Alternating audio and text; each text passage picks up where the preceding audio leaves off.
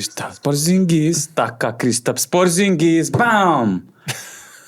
Is this how you want to start the power rankings? The most important episode of the bonus episodes throughout the EuroBasket, the updated power rankings. You want to start with the Kristaps Porzingis draft? Yes, sir, because EuroBasket is heading to Riga. All teams gathering to Riga for the final stage of the competition. And that's where we're going to list them from the lowest teams to the highest teams in terms of having a chance to win the EuroBasket gold, right? No, not really. In terms of their power, because at the moment, right now, because you can't, September 5th. You can't look at the brackets. If you look at the brackets, then you'll have to put some of the stronger teams down, just because you know that they won't make it as far because they'll meet in the quarterfinals or in the semifinals. That's why we don't look at the bracket in this tournament. Don't think of this.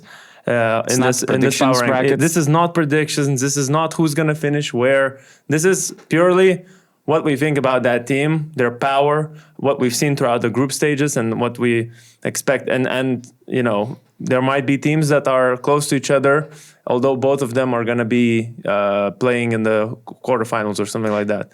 And we're going to compare it with our first initial power ranking that we did just right before the EuroBasket. Yeah, and although we don't have Augustas Šuliauskas here, although we don't have Rytis Vyšniauskas, all four of us have entered our own power rankings, and the computer machine has calculated the averages, and now we're going to see where each team stands, starting with Taka Kristaps Porzingis. 16, Sweden. No surprise for me here. +5 from our initial ranking. We probably just didn't expect them advancing. I think we all had Montenegro coming out of that group.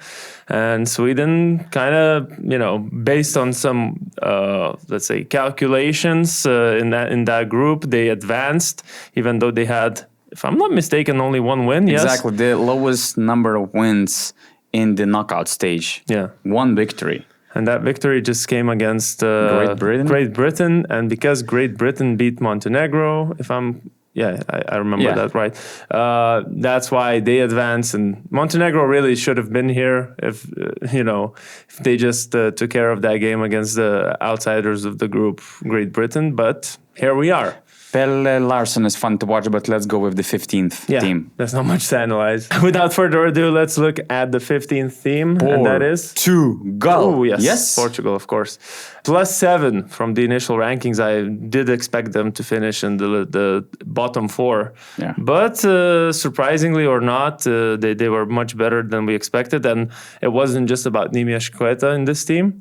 The other guys, you know, it's always you discover guys in these tournaments. So we saw that they're quite a cohesive team for the level they are, and they made it into the knockout rounds. There we go. Congrats. You know what? They had the worst offensive rating in the group stage, which means that they were even worse than Cyprus. They were the second lowest scoring team in the tournament after Cyprus, of course, 63 points per game. So but although a little bit fun to watch, as weird as that sounds. Let's move to 14th, right? Yes. Do not waste time on these bottom teams, okay? Georgia, again, a bit disappointing, even though they climbed up the ranking. I thought they advanced, you know, even though they lost the last game, they advanced. And it's like I don't have any notes about Georgia because I'm just not excited about their chances of anything. Just I already love that they made the playoffs with all the health problems they had. Toko Šengėlė is a pure example of what national team means for the players. I have some, let's say, close sources who were trying to convince me before the tournament that Šengėlė is not playing in EuroBasket because of the heart issues. And I told the guy, he's going to play in the EuroBasket, even the broken leg. It's Šengėlė. Be patient. And what did we see? He appeared in the first game. He does what he can, and you cannot question their hearts. And sometimes, you know, life is funny, and they can surprise. And they are already surprised Spain. Basically, that game eliminated them from the EuroBasket. So you never know in the playoffs. Maybe that one game, but other than that, not much hope for Georgia. Next 15th? up. Bosnia. Okay, so far the bottom 5 is the same between everyone. From all the bottom 4 rather is the same because I got all the responses here. Who put what? And although there's some mix-up, Bosnia surprisingly also let's say advanced without their main leader falling out right before. They had a solid game against Greece without Giannis. We talked about this a lot. Still, I mean, it's huge. I saw a lot of people in the comments try to underrate that victory, but they shouldn't, because Greece was without Giannis, Bosnia was without Janan Musa, without Xavier you can say it like that, without Luka Garza, and it's Bosnia. So I mean, that's huge. Even to be in this final power ranking listed 13th, I think it's a victory for them. Yeah. They have a lot of size, physicality. They can make threes apparently, like they did against Georgia. Yeah. So I mean, they're facing Poland. You never know, but in this power ranking, I think it's a legit position. Okay, next up. Ooh, Lithuania. Wow. What? Wow. What? Wow. Our guys. Rytis and August were harsh. Let me see where I put them. I put Lithuania 10th, I think. I put them 8th, maybe. Okay, so those guys, both of them, I think, put Lithuania quite low. Wow. Of course, it's all about Rokas Jokubaitis. Actually, I don't know. Actually, I'm not sure how Lithuania got to the 12th spot because it's weird, but they're here. Because on average, they're 10. But because there's a tie between a couple of teams, that's why they're Lithuania is tied with some other teams? Yeah, but the 11th and 10th, exactly, so tied. We're going to need to post the social media post with a tie, not like 12th, 11th, or 10th. Yeah. So, the thinking is probably that, if Rokas Jokubaitis was here, we would see them in the top 7 at least. But because he fell out, their chances of advancing in this tournament anywhere further, I think, are very slim because of how they looked without Rokas. Even in a game against Sweden, where you would expect that game to be an easy one, their offense was struggling. The same happened just after the injury against Finland, although they managed to build up a lead throughout the 3 quarters with Rokas Jokubaitis. So right after he was gone, the offense got stuck. So we just don't know what to expect from this team. But, I mean, they're on the favorable side of the bracket, and they're facing Latvia, which they've beat already a few times in the preparations. Of course, now they're playing with Rokas, but Latvia also has problems with their backcourt injuries and all that. So I'm surprised. I wouldn't underestimate them. I'm surprised that they're so low, but of course they're. I do not agree with this power ranking. Yeah, the Lithuanian hate needs to stop, man. Yeah, I agree that Rokas is a huge loss, and actually, even without Rokas, they managed to keep the highest numbers in the pick and roll offense in the entire group stage, both with ball handlers scoring or with the rollers. And of course, much of that came from Rokas Jokubaitis.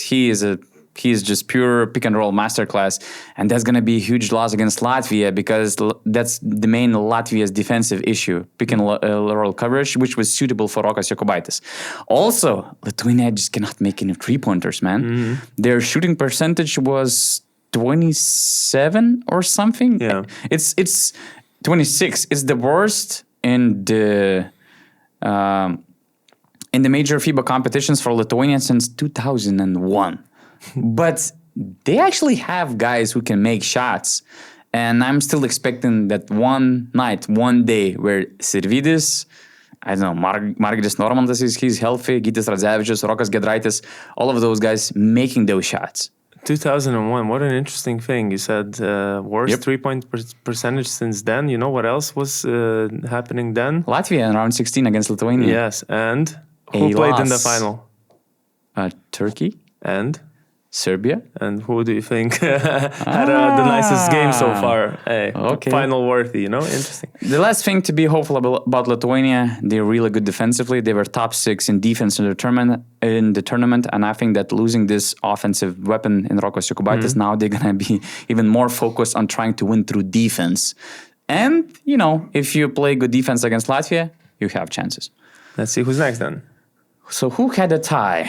So it's as you see, Lithuania, Israel, and someone else. So Israel, raise their hopes up with that win over France, and then put those hopes right back down with the loss against Slovenia. At least in how I saw everything, like I had my hopes very high for Israel. I thought, okay, this is gonna be this tough defensive team, blah blah blah.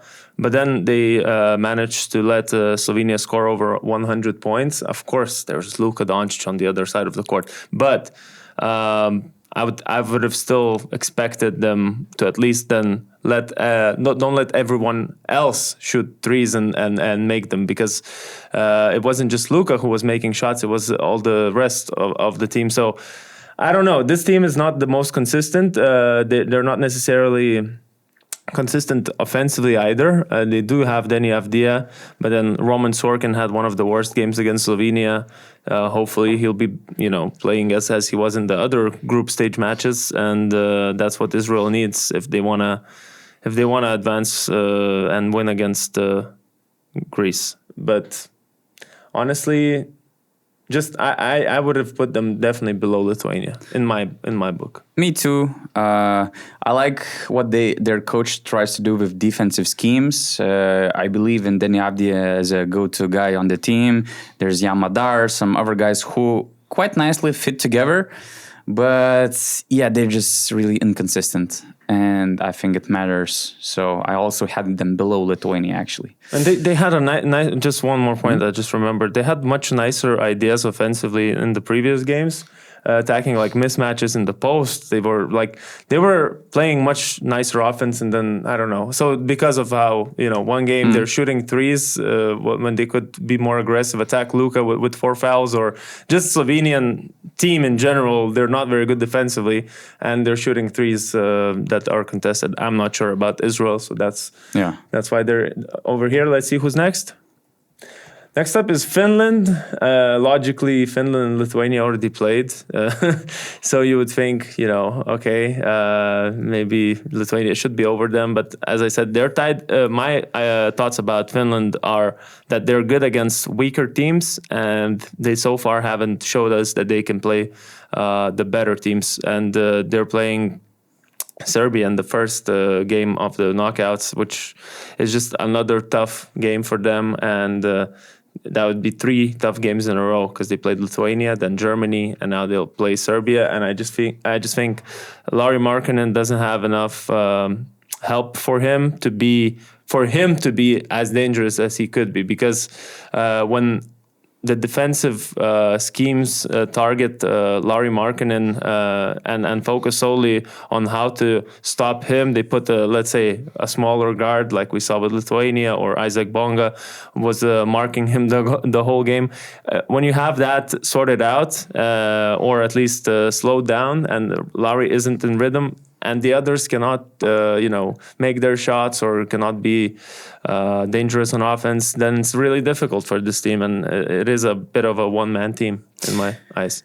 Yeah, and they're facing Serbia, and I know that odds are not really high on Finland, but at the same time, I think it's not very favorable matchup for Serbia, because I think that these up-tempo lineups with Markkanen and Jantonen will cause some problems to Serbia's defense, especially when we saw Jokic moving the way he moved. And Serbia in general is quite a slow-tempo team. They have the second slowest offense in the tournament, while Finland, among the still active teams in the tournament, they're top 3. So it might cause some problems to Serbia, but yeah, I was more hype. There was a lot of hype about them before the tournament, but I think that they had a good reality check, and there's still lack of this second guy who could help to carry the load for Lauri. And they're going to play away for the first time. That might be impactful. Who's next? Just to clarify, yes, it was a tie between Finland, Israel, and Lithuania, yes, and Poland is above. Okay, Poland is above by quite a bit, and I personally had them at number 6. Wow. Yeah. So I had Lithuania over Poland, actually. Oh, really? Yeah. Well, I don't know. I feel like perimeter players make the game these days, and when you have Jordan Lloyd, that's the difference. Sometimes they have a nice group of guys. It's not just Jordan Lloyd, although the other guys besides Ponitka, who's their sort of a leader for years now, who can get you a triple-double in these FIBA tournaments. But besides him, everyone else is more like, one game they can have a flat, like a Andrzej Duda or Pluta, whatever. Like he can have like 15 points one game. Then some other random Polish player can have a bunch of points. But they're all a unit. I feel like they're actually the oldest team in the tournament. Experience is there. They've played together for a while. Balcherovsky's a big body inside, even though he doesn't use it so much and so well. But like, still, you got a big guy in there, which some teams just don't have. So they're not. They're in my eyes, they're gonna go further than obviously we predicted before the tournament. It's funny you mentioned Andrzej Duda because he's a former president of Poland. Yeah. I got it mixed up with Pluta, Duda. Yeah. You mentioned, basketball being all about the backcourt players, and they have, I would say, historic backcourt presence. Jordan Lloyd is averaging 22 points per game. He's a top 5 best scorer in the competition, and the competition with guys like Luka Doncic, Giannis, Nikola Jokic, Alperen Şengün, and others. Yeah. And I checked that among it might be historically the best naturalized players group stage performance so far, because I went up until 2011 when it actually started with 24 teams, and only Bo McCaleb, Lester McCaleb, or Bolek Malakabovsky, probably that's how they call him in North Macedonia. He was the only one who was ranked higher, top 3, although he scored less, 20.6 points. So Jordan Lloyd is actually historically best naturalized player in terms of scoring, and that's huge for them. I didn't expect that he gonna be that hot. It's just crazy. FIBA Lloyd is different. At the same time, I'm not sure about this Polish team. To me, they were too inconsistent again. They won against Slovenia. They won this tough battle against Israel. But then the game against Iceland was very inconvincible. I mean, that's not a word, but that's okay. Unconvincing, but that game didn't mean anything. Was that? No, Iceland game meant a lot, and there were a lot of officiating controversies. Yeah. Then there was this loss to France, and Belgium won. Although it didn't mean nothing, you still have to win against Belgium, man. Especially playing at home in front of the crowd, and your last game in the group stage. But they put up a fight against France. You could say they lost, but they put up a fight. Yeah, but it was that only one really solid game. I mean, this Slovenia victory. So they're inconsistent. They're going to play away as well. I think it was a huge factor for them. And I don't know what to expect from them. So that's why I don't agree with this. So where did you put them? I don't remember, but maybe I had them between Finland and Israel. It's not like they're far from my position that I put them in, but Lithuania was above Poland. You put them at 11. Probably. Yeah. Okay, who's next?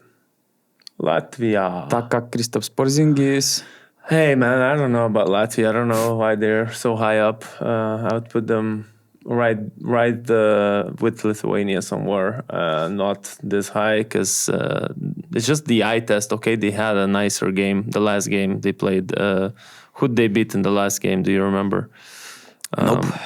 Exactly. No, they played against Czech Republic. That's why. That's why we don't remember them beating them by 34. Anything. Yeah. But generally speaking, Latvia doesn't have enough creation in my eyes. Their creators are unhealthy. Yeah. The creators they have are not healthy. They're falling out with injuries, and your main guys are like Kristaps Porzingis, Davis Bertens, like these bigs who can shoot but can't really create their own shots. So they're taking these random ass 3-pointers from like 8 or 9 meters sometimes, just because you can't really find a better shot a lot of the times. They don't like to play inside. There's like Roland Schmitz who can play inside, but then he's not been in his best shape. So I really don't know about this team, honestly. Like their ceiling to me, if it wasn't Lithuania, would have been 8 finals. Now, because it's Lithuania, either team can win, depending on who's going to have a better game, who's going to shoot threes better. Probably that will also decide things, because we know this team for sure relies on 3-pointers to win. And we'll see. Yeah, maybe something that add up to their 8th position is the home court advantage. I mean, it might mean something in the playoff stage. They felt nervous playing at home in the beginning of the tournament, especially in the first game against Turkey. They kind of got a little bit better throughout the competition, but still, when I compared them to the World Cup Latvia, they were really solid from the beginning. I mean, there was this consistency in their level, in their quality. Here, I didn't see much quality. I didn't see much consistency. A lot of health issues. So, I don't know. They're 8th in this power ranking just because the other teams has their own issues or they're not talented enough. Or because either Augustus or Rytas put them 6th in their ranking. So, okay. There you go. Who's next? Italia. Da, da, da, da. Well, also another not very convincing team so far in this tournament. Before the tournament, if you said Italy 7th, or actually if you look at the power rankings, so Italy is +1 from what we initially where we initially put them. Latvia is -1. With the Latvian one, I don't agree, but with the Italian one, I would have been like, yeah, Italy at 7 mid tournament. That makes sense to me, but. Honestly, okay, they had that win against Spain, and that's their biggest achievement in this tournament. And in other games, I don't know, man. I wasn't convinced by Italy, by their offense, by anything really. What's your thoughts about them? Maybe I'll think of something to say. I don't have many notes about them because they weren't spectacular in the group stage. The only note that I have is that they have the 3rd best defense rating in the tournament, and I think it means a lot. It gives a picture of what Italy is, which is weird because we're also used to these, I would say, Latvian vibes. A lot of 3-pointers, up-tempo basketball. That's what made this miracle happen against Serbia 3 years ago. Now it feels like they couldn't convert, and maybe that's some upside. Defense is a good when you're consistent defensively, because they are good defensively. It means that you have a good backbone, and it's something you can rely on, especially against a lot of unpredictable teams. You could say that they didn't have many great games, but still they contained Greece to 75 points, which is big when you're facing Giannis. They contained Georgia to 62 points, Spain 63 points. I'm not talking about Cyprus.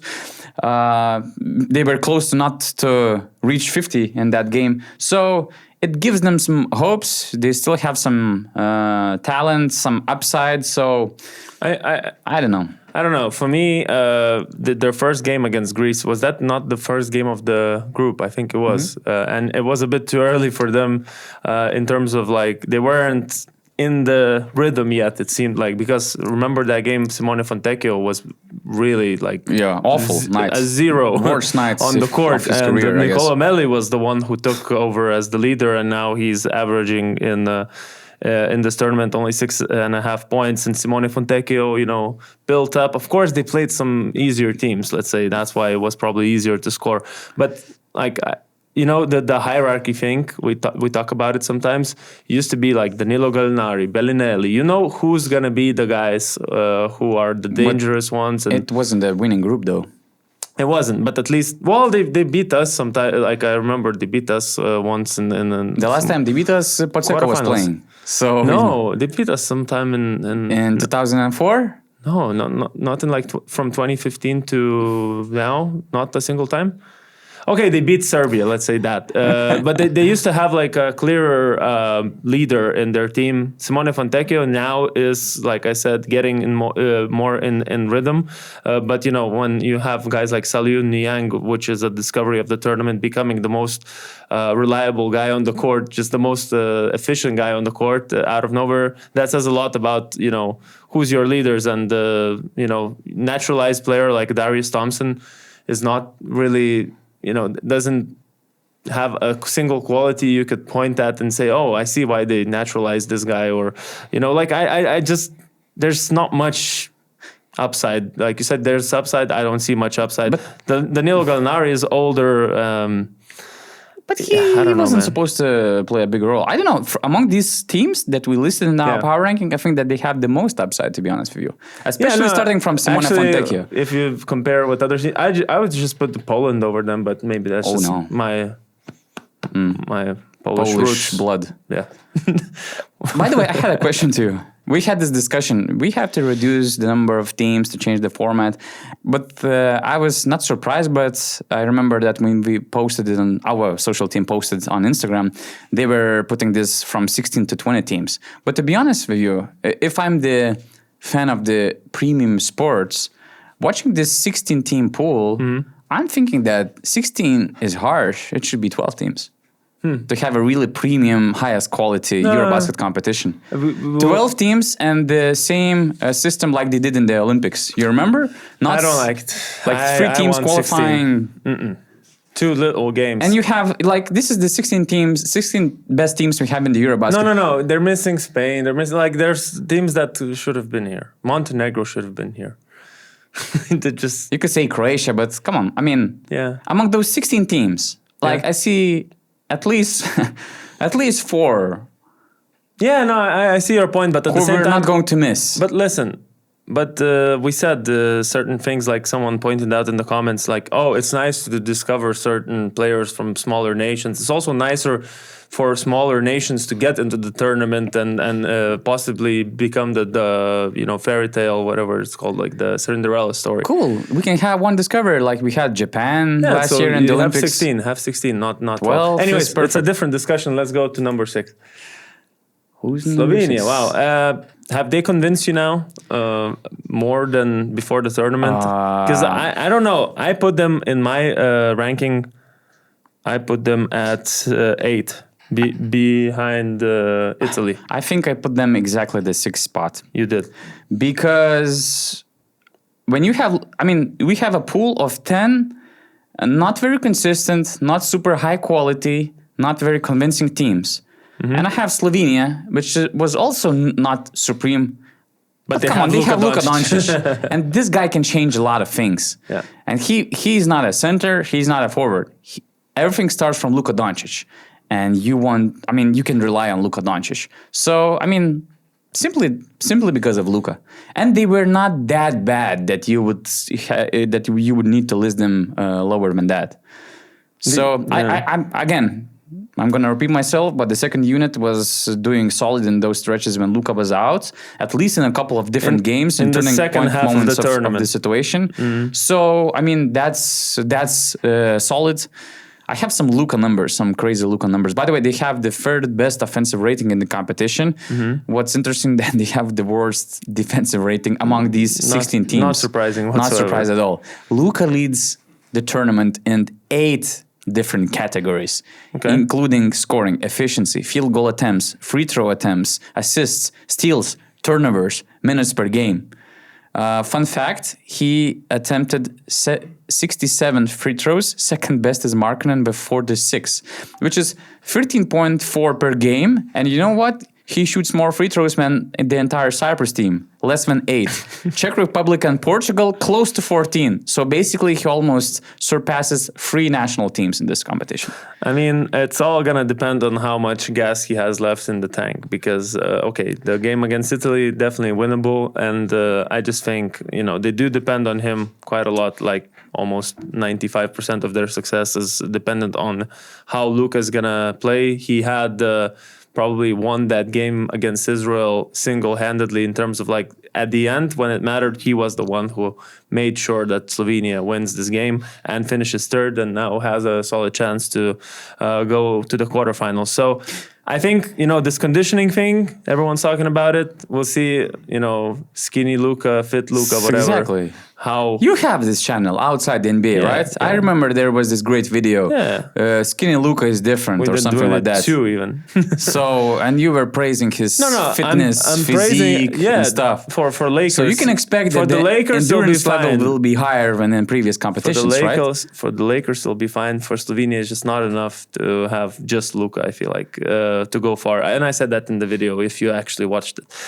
Okay, who's next? You have someone else? Last thing, since it's Luka, I have to say it to you. It's not surprising. Yeah. Luka averages 32.4 points per game, which is 35% of all Slovenia's points. He also adds 8.4 assists per game. So when you combine it, and if you say that these assists were leading only to 2-point field goals, it's at least minimum 49 points per game, which is 53% of total Slovenia's points. But given it might be 3-pointers, it might be even higher. So they only one guy. They shoot more threes than twos, so it might be. one guy is so impactful.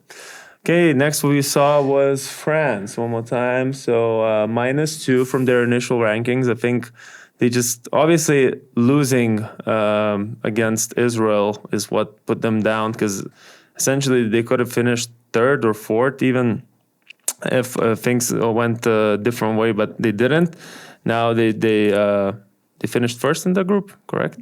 Yeah. Yeah, and still the eye test is what can't fool you, I feel like, when you look at France, because the same offensive consistency problems we highlighted, if you haven't seen, after their loss, about not having a clear leader. Who's the guy with the ball at the end of the shot clock? Who's the guy you actually rely on in tough situations? And one game, Sylvain Francisco. The other game, Gershon Yabusele goes for like 40 points or whatever he went for.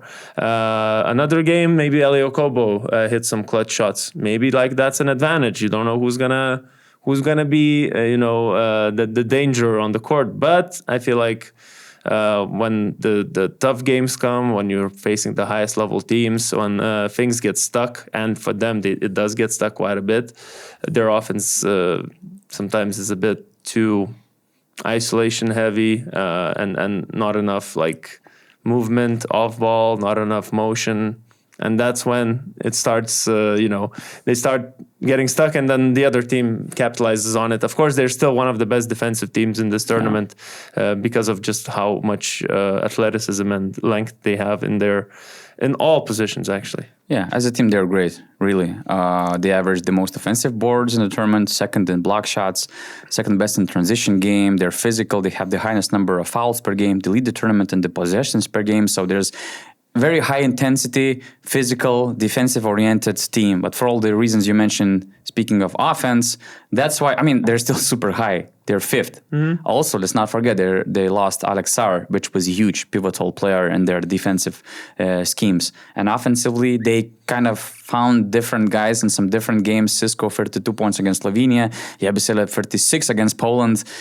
But I'm not sure how it's going to work when they're going to face the elite level of teams. And those teams so far were, let's say, on a little bit higher level. And also, I feel like they're just a bit young. Like back in the day, even last year, they just had like Nicola Batum, for example, a veteran leader. Just like this experience is lacking. Okay, you got Yabusele, but that's the only like real veteran of the national team. All the other guys are either they had Fournier.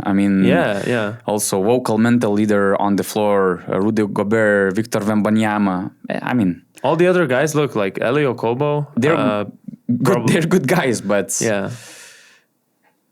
we'll see. Maybe they're gonna surprise us.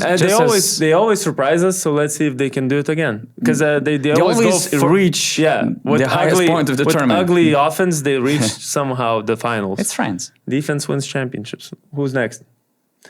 It's Greece. We had them at 4, and they are still at 4, even throughout the tournament.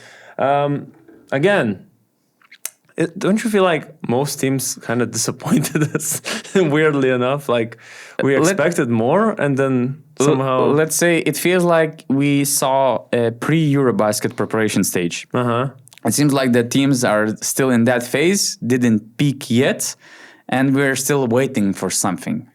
For something more. But you could say, for Greece, their last game against Spain, you saw what they could be. You saw their potential. You saw where it's not just Giannis who's making all the offense happen. Well, okay, because he's there. A lot of Giannis yes, because included. Because he's there, there's open shots for others, and too much help to contain Giannis, and then you got open shots, but you got to make those shots. And in this game against Spain, they showed that guys like Tyler Dorsey can finally, like you see, he can actually step up and become like a scorer for this team when they're really lacking like a backcourt scorer. Okay, they got Kostas Lukas for your playmaking, for organizing the game. He can, play the pick and rolls and score the 3-pointers off that or from the mid-range. But he's also 35 years old. He does get tired, I feel like, at this point of his career, earlier than before, and he needs to sit a bit more often. So the other guys... The depth, I think, is the problem for Greece, really. When the second unit comes in, it's usually when things go wrong for Greece. And they got that fight, of course. This, even though they make mistakes defensively, they do have the gritty defensive mindset, let's say. But just a little bit limited team, I feel like. I had a bigger expectation for them somehow. Limited team, but still we see them fourth. Because they got Giannis. They got Giannis, and they have other tools that make them as a complete medal contender. Because, again, they rely on defense. They have the second best defensive rating in the competition. And, again, this is the backbone of the team. This is huge, and that's what they're known for. And when we always talk about Giannis, we're looking around and we're watching guys who can make shots. And so far, they were brilliant making shots. 45% shooting from free. Only Turkey makes 3-pointers better. So you have the full package, kind of. Huh? And, it was weird to watch Greece because they didn't have Giannis in back-to-back games, I guess. Or they did have in the first two, but still, then he missed a couple. And, it's a different team, and Giannis is not playing. And against Spain, I mean, he just had this amazing first quarter. And just in general, Giannis scored 25 points against Spain, right? And he had 9 assists, his EuroBasket career high. 8 of those assists were made threes. And we all remember, double team, triple team is coming. He starts moving the ball, and either it's a first kick-out pass that ends up in a 3-pointer, or he makes a hockey pass, and the good ball movement converts into a 3-pointer. And in a game against Spain, he scored 25 and assisted 26 points. So 51 of 90 in a crucial game. Something we're going to see in the upcoming games as well, I think. And like you said, their game looks completely different without Giannis, because this team was built to be perfect for Giannis. Like you have shooters. Giannis is the facilitator. He goes to he penetrates. He gets a lot of help or post ups. He gets a lot of help, and then he kicks the ball out. And so far he's finding his teammates very well, which is really good. But if you take him out of the game, and that's why I emphasize the second unit, because at some point Giannis needs to rest. Of course, now he'll rest less and less. But when you take him out of the game, it's just that's when they usually get stuck on offense, especially if Kostas Lukas is not playing and you got, let's say, Toliopoulos running the offense. So, yeah, I just think, like I said in the very, very beginning when we were talking about Poland, guards make games, they decide games sometimes. And that's why, they're not higher, even though they have one of the best players in the world. They're plus 54 with Giannis on the floor in 3 games only. And it's actually so funny to watch these big teams like Greece, Slovenia, maybe Turkey, and maybe it's only Greece and Slovenia. When the NBA superstar is on the bench, it feels like, when it's like in hockey games, when the other team is penalized, so you lose one player, and I think that they play 6 against 5. So everyone is anticipating a goal, because I think the guy is penalized for 2 minutes. So it has the same vibes when Giannis or Luka are sitting on the bench. But in some games, they did really well. So again, I think Greece is still in a good position to win medals. Okay, next. Yep. Serbia is number 3. They fell from their first slot, and that's really just because Bogdan Bogdanovic got injured and changed the whole picture of how Serbia looks in their offense, because other things didn't change as much. It was just their offense that they lost their secondary scorer. In previous tournaments, he used to be the primary scorer. Now it's Nikola Jokic for the last year, and this year as well. He was obviously the top scorer, but without Bogdanovic, they're just haven't adapted their offense yet. That it didn't look. Let's see, like a finalized product yet. Of course, that game against Turkey, we already saw that Serbia can be a very good team, and maybe Turkey surprised us a little bit more than Serbia disappointed us or something like that, because Turkey kept scoring on Serbia, which, like I said, I thought Serbia. Number one thing about Serbia is their defense, but with Nikola Jokic on the floor, with maybe not his best conditioning of his life, they're vulnerable. He can be targeted by a shooting big, and that's why they fell. I think it's Bogdanovic and Nikola Jokic not being in his best shape, and Vasa Micic not also being in his best shape. I mean, in general, the whole team was constructed around Jokic and Bogdanovic. Mm-hmm. A lot of role players. Pesic cut a lot of really solid individuals and great EuroLeague players just because to find those Stefan Jovicic's, around those guys that kind of fits them well. When you lose one of those two core players, I mean, it changes the whole picture. When you have to worry about Vasa's conditioning. Then there was Alex Avramovic's injury, which is kind of a game-time decision. Tristan Vukcevic's injuries. A lot of concerns, a lot of question marks, but I think that the game against Turkey was their bottom line because they played without Bogi. They still didn't find rhythm offensively, and they lost Alex Avramovic. Mm-hmm. And you saw, I think that, from that game, they're going to build up their game toward the end of the competition. And when you think about it, you basically saw potentially, Jokic was great, but still, I think Şengün won that matchup because of the conditioning of Jokic, because of the defensive, let's say, mismatches that his presence brought. Yeah. And I think that from that point, they're going to only improve, finding the rhythm, helping Vasa to get his rhythm. Maybe Avramovic will be healthy. Jokic's condition, I think, will improve as well. And again, this time is super important for them. It's kind of a new preparation for the EuroBasket, how to play without Bogi. And when we were thinking about that game, Şengün had one of the best games of his life. Shane Larkin was the peak Larkin we were praising so much. So we're talking about almost the best case scenario for Turkey winning a thriller against Serbia, which was at their bottom line. So right now, September 5th, they're third.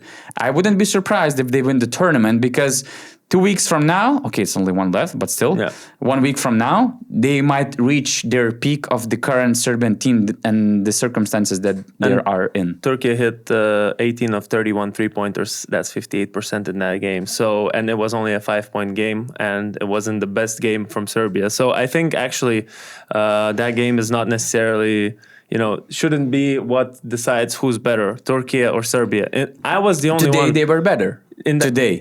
Not today, but that day. Yeah. But actually, I was the only one out of us four who put Serbia over Turkey, because I just thought, that game in particular was, Turkey's night, but as we go along, we'll see. Yeah. It's just that now Turkey is on that better side of the bracket, and Serbia is going to have to face Germany if they make it to the semifinals. They just won't avoid it. So, but I'm just sure that Serbians are super happy to see us ranking them third, because that's what they were. It's you guys. I ranked them second. Still not the first, which is good for them because they hate to be number one team. Okay, numero dos is Turkey going 3 spots up. Not surprising after an undefeated run, dominance on offense.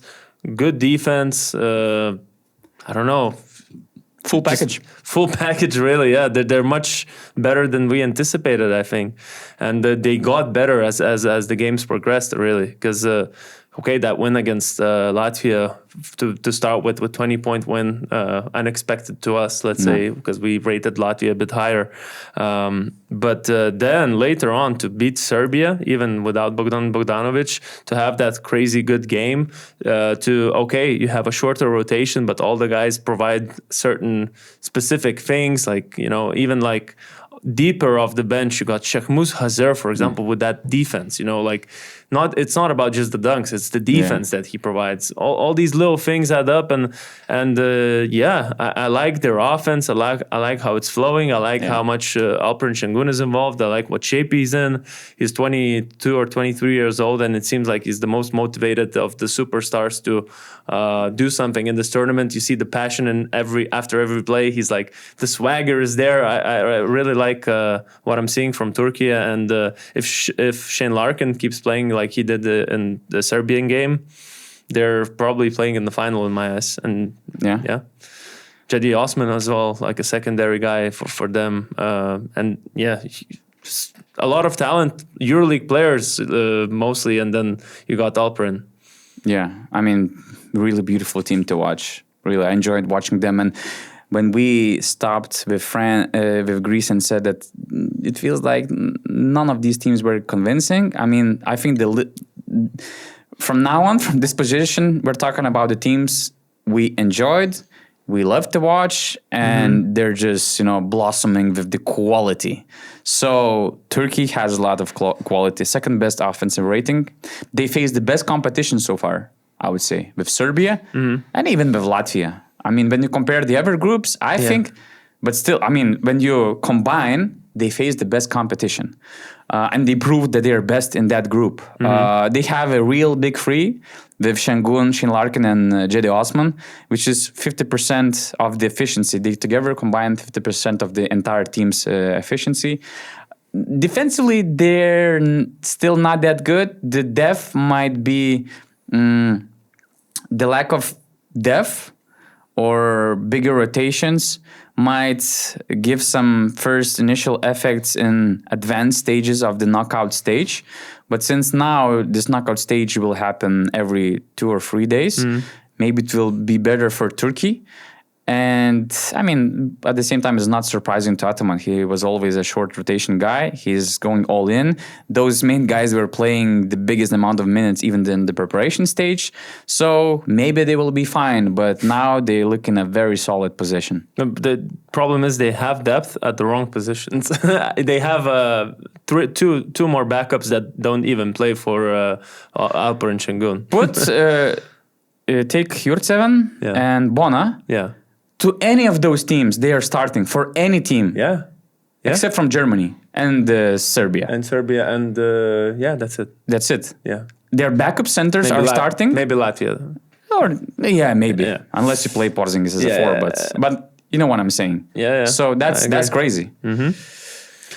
And finally, no surprises here. The longest reveal, I did this on purpose. The animation is very long. Germany is the number one. In our power rankings, we had them 2 before, and they just proved to us that they're number one. Maybe, not only they proved they're this dominant, but other teams sort of, kind of fell in our eyes. But Germany, we first of all gotta give props to them. I'm sure you have some crazy facts. We talked about their offensive numbers after their win against Finland. They're 105.8 points per game scoring team in the FIBA tournament where there's only 40 minutes and they're blowing everyone out by 34 points or something like that. Of course, the competition wasn't the best. Let's say that group, although it seemed at first that it's going to be competitive against Lithuania, Finland, Montenegro, all of these games they won convincingly, honestly. Like there wasn't a single game where you would doubt Germany. Lithuania gave their best efforts. It seemed like, after first 2 quarters, maybe Lithuania has a chance. Maybe in the third, still seemed like it. But this team just has that ability to flip the switch, run in transition. Their offense is moving. Everyone knows what they're doing. And they just have so many different tools to attack anyone. They got, first of all, Dennis Schroeder, Franz Wagner, who is unstoppable penetrating. Nobody can stop him so far. They got the shooters. They got Isaac Bonga, who can shoot. They got, of course, Andreas Obst, who in FIBA tournaments turns it up to a different level. The bigs can switch. Of course, they lost Vogtman, but that's the smallest loss out of all the other teams that lost a lot of players, in my eyes. Again, kudos to Gordon Herbert for being an architect of this beautiful monument in basketball. The way they play, they're the best constructed team among all. And you mentioned transition offense. There's just some crazy stats. I checked Instat for field goals made in transition situations. So they make field goals in those transition situations 8.6 times per game. And the second best team is France with 4.6. We're talking about a 4 field goal difference, which is at least 8 points. But if you include 3-pointers, the number might be even higher. And we already praised them for this offensive greatness, but defensive numbers are crazy. They have the best defensive rating in the competition, according to Instat. They're first in block shots, first in steals, and top 2 in rebounds, only after Serbia. So they're the real full package. The best constructed team. They have the biggest depth. Clear roles, chemistry. They played together for years. They didn't have many injury problems. Again, it's a real full package, which wasn't tested yet by the other team. We didn't see, let's say, their opponents playing their best game and still losing. So they're going to get tested. And then we're going to see how they really look. I just feel like they're, even though they did everything they could to be on the best side of the bracket, they did everything. They won all their games by blowouts. But still, they ended up with France and Serbia on the same side. So even though, they're our clear leaders, they're going to have big tests, not just they're going to be tested. They're going to be playing potential quarterfinal against Luka. Okay, that's, one-man team, but then, France or Serbia in the semifinals, not in the finals. And then... it would have been interesting to see them playing quarterfinals against France, because we all remember what happened last year. Mm-hmm. And at the same time, France has all these tools to be uncomfortable opponents, catching up with their tempo, being physical, defensive, and really tough matchup. But that France was different, though. They had Wemby, they had Nicolas Batum. But they won through defense. Yeah. And this French team has defense. Yeah, so that's our power rankings. Not everything is as it looks on here, because like you said, Lithuania, Finland, Israel all tied, so we should actually have them all together. Yeah, we'll do that in the social media post. And then if I look at anyone else, nobody else was tied, so the rest is fine. These are our opinions. Let us know in the comments below what you think. Who's your front runners to win? Who's your power ranking out of the 16 teams? And check out BasketNews.com for all the latest news updates on everything EuroBasket 2025 related. Also, our social media is working overtime throughout this tournament, doing a lot of social media posts, and also put that notification bell on right here. We are also working overtime. Oh, yeah. The only day that's off, we're still here for you guys, doing content, making a power ranking, and we're loving it. And if you can, just say thanks by subscribing and putting notification bell on. I'll say thanks back to you.